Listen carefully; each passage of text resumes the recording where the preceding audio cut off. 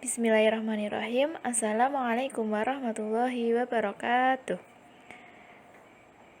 Teman-temanku yang berbahagia, pada kesempatan kali ini kita akan belajar tentang peradaban Islam pada masa Kerajaan Turki Utsmani, tentang asal-usulnya, kemajuannya, raja-rajanya, serta kemunduran dari kerajaan ini.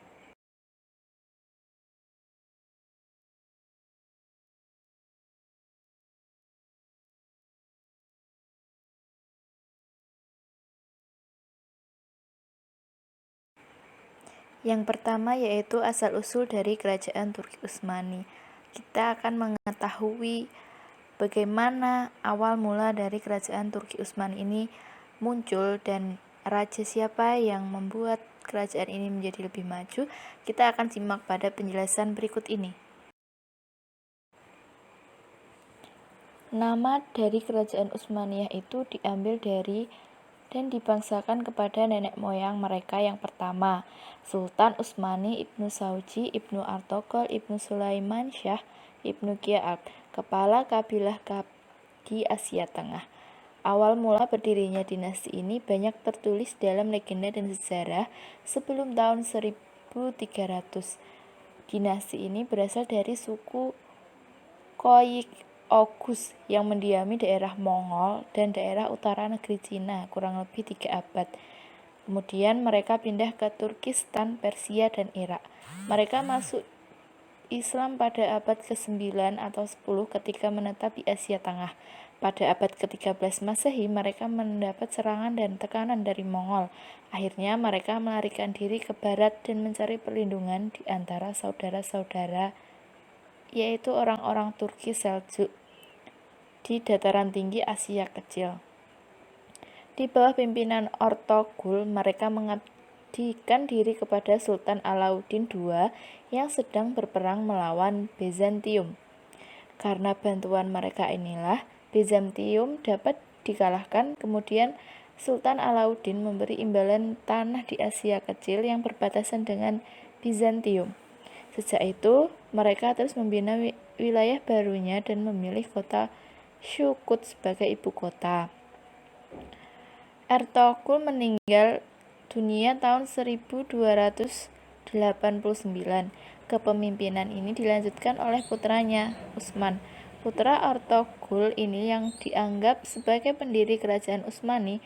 Utsman memerintah di antara tahun 1290 sampai 1326 Masehi. Pada tahun 1300 Masehi, bangsa Mongol kembali menyerang kerajaan Seljuk dan dalam pertempuran tersebut Sultan Alauddin terbunuh. Setelah wafatnya Sultan Alauddin tersebut, Utsman memproklamasikan kemerdekaannya dan berkuasa penuh atas daerah yang didudukinya. Penguasa pertamanya adalah Utsman yang sering disebut Utsman I. Setelah Utsman I mengumumkan dirinya sebagai Padishah Al-Utsman atau Raja Besar keluarga Utsman pada tahun 1300 Masehi, setapak demi setapak wilayah kerajaan diperluas. Dipilihnya negeri Ishkirshihar menjadi pusat kerajaan. Utsman mengirim surat kepada raja-raja kecil guna memberitahukan bahwa sekarang dia raja yang besar, dan dia menawar agar raja-raja kecil itu memilih salah satu di antara 3 perkara, yakni Islam, membayar jaziah, dan perang. Setelah menerima surat itu, separuh membayar jaziah dan perang. Ada juga yang memasuk Islam. Mereka yang tidak mau menerima tawaran Utsman merasa terganggu sehingga mereka meminta bantuan kepada bangsa Tartar. Akan tetapi, Utsman tidak merasa takut untuk menghadapinya. Utsman menyiapkan tentaranya dalam menghadapi bangsa Tartar, sehingga mereka dapat ditaklukkan. Utsman mempertahankan kekuasaan nenek moyang dengan setia dan gagah perkasa sehingga kekuasaan tetap tegak dan kokoh, sehingga kemudian dilanjutkan dengan putra dan saudara-saudaranya yang gagah berani meneruskan perjuangan sang ayah dan demi kokohnya kekuasaan nenek moyangnya. Turki Utsmani mencapai puncak kejayaan pada masa Muhammad II pada tahun 1451 sampai 1484 Masehi. Usaha ini ditindaklanjuti oleh raja-raja berikutnya sehingga dikembangkan oleh Sultan Sulaiman Al-Qanuni. Ia tidak mengarahkan ekspansinya ke salah satu arah timur dan barat, tetapi seluruh wilayah yang berada di sekitar Turki Utsmani itu, sehingga Sulaiman berhasil menguasai wilayah Asia Kecil. Yang kedua adalah kemajuan dari kerajaan Turki Utsmani ini, ada di bidang militer, bidang budaya, bidang keagamaan, dan lain sebagainya. Yang pertama yaitu di bidang militer. Para pemimpin kerajaan Turki Utsmani adalah orang-orang yang kuat, sehingga kerajaan dapat melakukan ekspansi dengan cepat dan luas. Horkan, pemimpin Turki Utsmani yang pertama kali mengorganisasikan kekuatan militer dengan baik, serta taktik dan strategi tempur yang teratur. Orkan juga membenahi angkatan laut karena ia mempunyai peranan yang besar dalam perjalanan ekspansi Turki Utsmani. Pada abad ke-16, Angkatan Laut Turki Utsmani mencapai puncak kejayaan karena dengan cepat dapat menguasai wilayah yang amat luas baik di Asia, Afrika, maupun Eropa.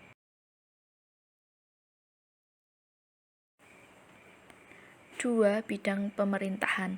Dalam mengelola wilayah yang luas, para raja-raja Turki Utsmani senantiasa bertindak tegas. Dalam struktur pemerintahan, Sultan sebagai penguasa tertinggi dibantu oleh Sadr al-Azam atau Perdana Menteri yang membawahi Pasha atau Gubernur. Gubernur mengepalai daerah tingkat 1, di bawahnya terdapat beberapa orang al-Zanazik atau Alawiyah atau bupati.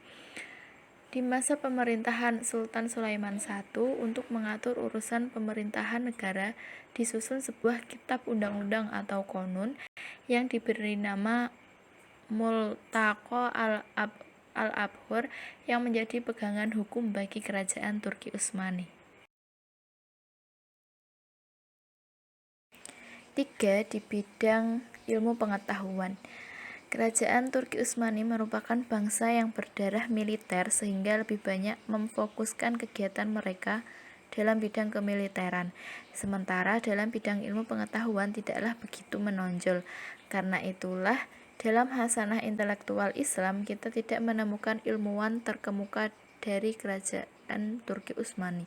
Namun demikian, mereka banyak berkiprah dalam pengembangan seni arsitektur Islam berupa bangunan-bangunan masjid yang indah seperti Masjid Al-Muhammadi atau Masjid Jami Sultan Muhammad Al-Fatih, Masjid Agung Sulaiman, dan Masjid Abi Ayub Al-Ansori.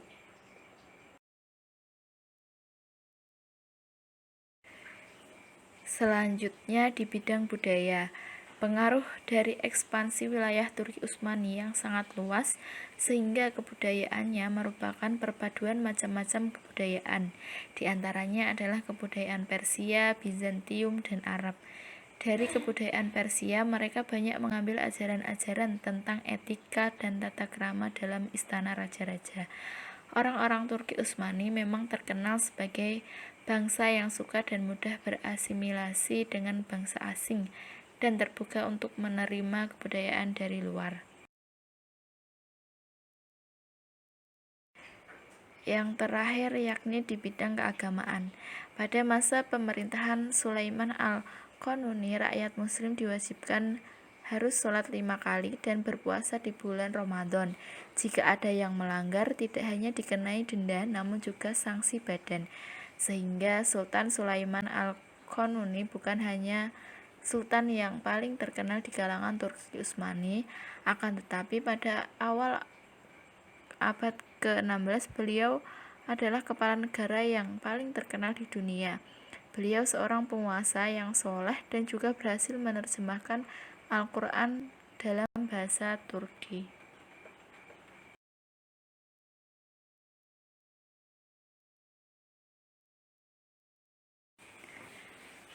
Kemudian Ada juga kemunduran dari kerajaan Turki Utsmani. Kemunduran kerajaan Turki Utsmani ini terjadi setelah wafatnya Sulaiman Al-Qanuni karena banyak kekacauan yang terjadi setelah Sultan Sulaiman meninggal, di antaranya perebutan kekuasaan antara putra beliau sendiri. Para pengganti Sulaiman sebagian besar orang yang lemah dan mempunyai sifat dan kepribadian yang buruk. Adapun faktor-faktor yang menyebabkan kemunduran dari kerajaan Turki Utsmani ini, yang pertama, wilayah kekuasaan yang sangat luas, yang kedua, heterogenitas penduduk, yang ketiga, kelemahan para penguasa, yang keempat, budaya pungli dan merosotnya ekonomi, yang kelima, pemberontakan tentara Janissary, dan yang keenam, terjadinya stagnasi dalam lapangan ilmu dan teknologi.